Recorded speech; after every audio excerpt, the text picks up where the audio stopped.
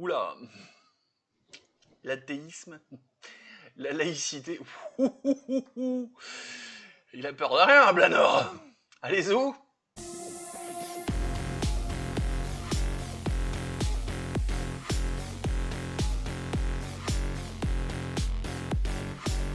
Salut Bibi Lucier. Café? Ouais, il y en avoir besoin. Demain, première institution, le gouvernement. Après-demain, deuxième taxe qui sera un impôt. Ah, l'impôt sur le revenu. Ouais, moi je trouve ça cool. On fait des séries, clac, lundi, mardi, mercredi. Ouais, moi ça me plaît bien.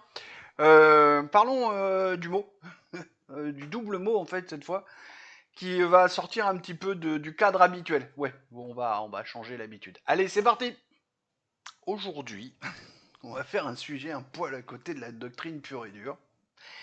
Et en plus, ça va être coton parce que parce que c'est pas un risque, hein, donc je vais froisser des gens. C'est con, hein, c'est pas mon intention. Hein. Mais bon, et puis, faisons un spoiler qui va servir à rien, parce que nous sommes en 2024. T'as beau spoiler, t'as beau prévenir, on sent. Hein, voilà. Je respecte les croyances des gens. Toutes les croyances des gens. J'ai du respect pour les gens. Sauf peut-être les platistes, là, avec l'histoire de la Terre plate, là, j'ai peut-être plus de mal. Il y a des limites quand même. Mais en dehors de ça, voilà. En matière de religion, ceux qui me suivent commencent à le savoir. Moi, c'est pas mon truc, mais je respecte profondément les croyances des gens en leur Dieu. J'ai pas de souci avec ça. J'avoue, j'ai eu une période où je leur disais, mais vous êtes débiles. J'avoue. Mais c'est fini. Ça fait plusieurs années maintenant que j'ai dit non, on n'a pas le droit de dire ça. J'ai arrêté de dire ça. Depuis, oula, tout ça. Commençons par introduire notre félin GPT non-binaire favori. Et les esprits mal tournés, avec ce que je viens de dire, allez vous laver la bouche au savon noir. Pauvre bête. Bonjour ma grande. Commençons par la définition de la laïcité, si tu le veux bien. Bonjour, pour les gens qui ont la bonne idée de venir écouter et regarder Bernard. Même sans cheveux, il est beau gosse tout de même. Pas vrai, Stéphane Van Fass? Mais dis donc, toi, tu lis mes échanges de commentaires sur la chaîne Culture ou je me trompe? Et dans ton équipe, donc je suis au courant. Et je voudrais que l'on agrandisse l'équipe, car les institutions, ça ne passionne pas des masses. Ah, Donc je voudrais faire appel à un alter ego. Mais revenons à nos moutons. La laïcité dans un contexte politique désigne le principe de séparation de l'État et des institutions religieuses. Elle garantit la neutralité de l'État en matière de religion, assurant à chaque citoyen la liberté de conscience, la liberté de culte et le droit de ne subir aucune discrimination liée à la religion. En France, la laïcité implique que les institutions publiques, comme les écoles et les administrations, restent neutres vis-à-vis des religions pour préserver l'égalité de tous les citoyens, quelle que soit leur croyance. merci bien pour cette définition, ma grande. Alors pour agrandir l'équipe, pas de souci. Hein, moi, je suis pour la diversité, donc on va faire ça. On en parle cet après-midi, par contre, s'il te plaît, parce qu'on bosse là.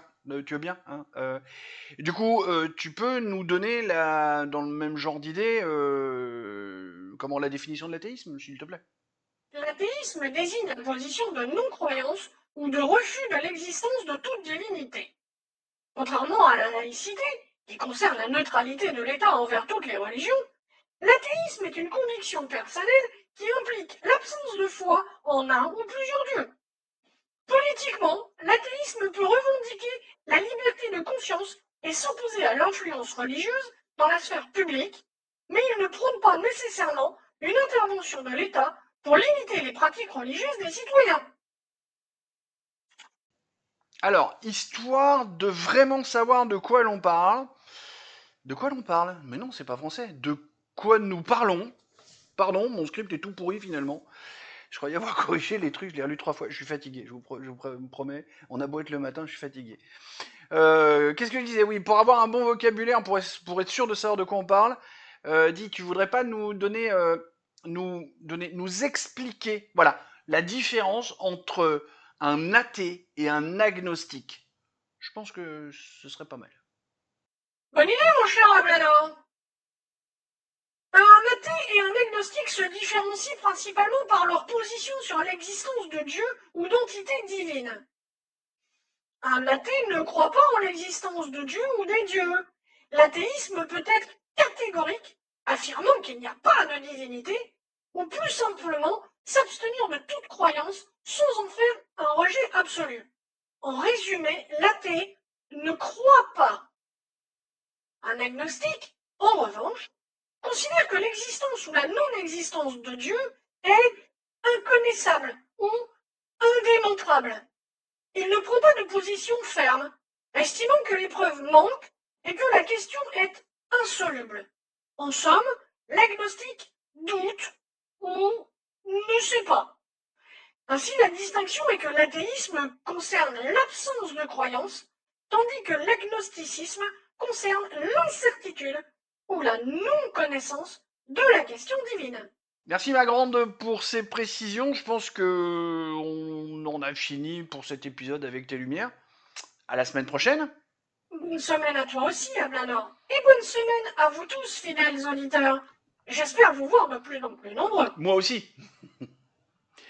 Bon, finalement, vous l'aurez compris, l'athéisme, c'est pas une réelle doctrine politique. Mais les gens si vous écoutez bien, alors effectivement, j'ai voulu garder athéisme pour faire le isme dans les mots, mais c'est plutôt de la laïcité, mais c'est complètement lié tout ça. Donc c'est pour ça que j'ai joué avec les deux mots. Les politiques, les journalistes et tout ça, hein, quand je dis les gens. Quoique dans les discussions aussi de tout le monde, de monsieur, madame, tout le monde, il y en a quoi, ça en parle. Et ils en ont un peu plein la bouche de tout ça parce que, voilà, ça y va. Alors il y a les fameux laïcards qui, à la base, sont des gens de gauche. Hein. En mai 68, en tout cas, ils étaient de gauche.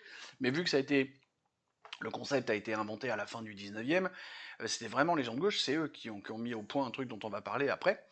Aujourd'hui, ce sont toujours des gens de gauche, mais bizarrement, ils sont devenus islamophiles. C'est-à-dire que c'est des laïcards, il faut casser du catholique, mais l'islam, selon eux, c'est pas une religion.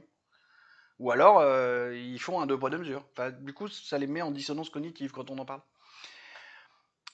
Et en plus de ça, bon, on va vraiment, vu que c'est pas un épisode habituel, on va déroger à une espèce de règle qui est venue s'installer toute seule, qui aurait voulu dire pas d'insert vidéo dans la série Le Mot. Bah tiens, on va en mettre une.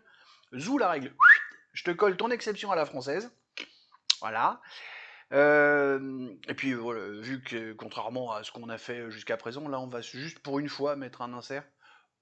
Peut-être que dans d'autres mots on en aura besoin aussi, hein, vous inquiétez pas. On fait un peu comme on le sent parce que l'idée c'est de faire une vidéo qui raconte un peu les choses. Tiens, je vous mets un petit magnéto Serge. Il faut mobiliser la jeunesse et les quartiers populaires. Tout le reste, laisser tomber, on perd notre temps. Là se trouve la masse des gens qui ont intérêt à une politique de gauche. Pour aller chercher ces gens-là, nos bases populaires, là il faut y aller nous. Personne d'autre ira et ça ne peut pas parler les autres. Bon, on sait tous que quand Mélenchon parle de quartier populaire, ça veut dire quartier où l'immigration est très forte. Hein.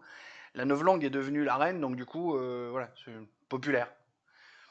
Bon, faut arrêter de prendre les enfants du bon Dieu pour des canards sauvages. Hein. Il n'y a que les plus anciens qui l'auront. Pour les plus jeunes, tapez ça, regardez, c'est un film qui a déjà une quarantaine d'années, vous allez comprendre. Déjà il y a 40 ans, c'était le bordel. Bref, ça c'est une petite digression. Voilà, avec notre ami Mélenchon, on a compris où ça se passe. On a compris où était la laïcité. Hein. Il faut bien comprendre que la laïcité, tous ces trucs-là, c'est régi par une loi, car dans notre pays, tout est régi par une loi. Les lois sont faites à l'Assemblée par des politiciens, ce qui fait qu'on en arrive à dire que dans notre vie, dans tous les jours, tout est politique. Hein, faites le point autour de vous, regardez votre métier, regardez vos loisirs, regardez vos achats, tout est régi par des politiques à un moment ou un autre. le permis de conduire, c'est des politiques qui l'ont mis au point. C'est aussi bizarre que ça puisse paraître. Alors sur conseil de gens qui savaient conduire, mais voilà. Donc du coup, il y a une loi, donc, que j'ai amorcée, je vous en ai parlé un peu avant l'insert vidéo, sans la nommer, c'est la fameuse loi de 1905. Je vous ai mis un lien en source pour avoir les détails, un truc qui est assez bien fait. Gouvernement en plus officiel, donc qui est assez bien fait et pas trop déformé. Et là, ça va être à moi de faire un peu de lecture à la place de notre félin GPT non binaire. Je vais simplement vous lire le début de cette source, justement, pour que vous compreniez bien à quoi elle sert, cette loi. Bien qu'elle ne mentionne pas explicitement le terme, la loi de séparation des églises et de l'État adoptée en 1905 est considérée comme le texte fondateur de la laïcité en France. Il en résulte le respect de toutes les croyances, l'égalité de tous les citoyens devant la loi sans distinction de religion, la garantie du libre exercice des cultes, l'absence de culte officiel et de salariat du clergé, en mettant fin au régime du concordat mis en place par Napoléon en 1902, la loi en 1802, putain, je me suis gouré. Et en plus, je me disais qu'il fallait pas que je fasse l'erreur. Mise en place en 1802, la loi de 1905, 100 ans plus tard, acte la neutralité de l'État vis-à-vis de l'ensemble des religions. De l'ensemble des religions. La puissance publique a pour mission de veiller à ce que les pratiques religieuses ne contreviennent pas à l'ordre public. En gros, cette loi est faite pour définitivement faire la séparation de l'Église et de l'État et satisfaire les laïcards de l'époque, alors qu'ils étaient des gens bien à l'époque, qui voulaient que plus aucune thune n'aille dans les caisses de l'Église. Et c'est bien là l'un des soucis de la loi actuellement, car elle inscrit, au début ils le disent, bien qu'elle ne mentionne pas explicitement le terme, on voit bien que ça parle que des catholiques. Ce qui fait que toutes les autres religions sont oubliées par cette loi. Et quand on est avocat et qu'on veut biaiser, on peut le faire. La loi de 1905 ne s'applique pas au judaïsme ou à l'islam. Et on peut y arriver à le démontrer. Et c'est là tout le problème. Enfin, tout le problème. C'est là un des problèmes du pays, parce qu'effectivement, ça ne parle pas des problèmes de nos agriculteurs. Mais pour le sujet qui nous occupe aujourd'hui, c'est là le souci. Comme on l'a vu dans la partie 6, vendredi, c'était la partie 6 du système d'instruction publique, ma vision à moi de la laïcité, c'est bien de faire la différence entre l'État,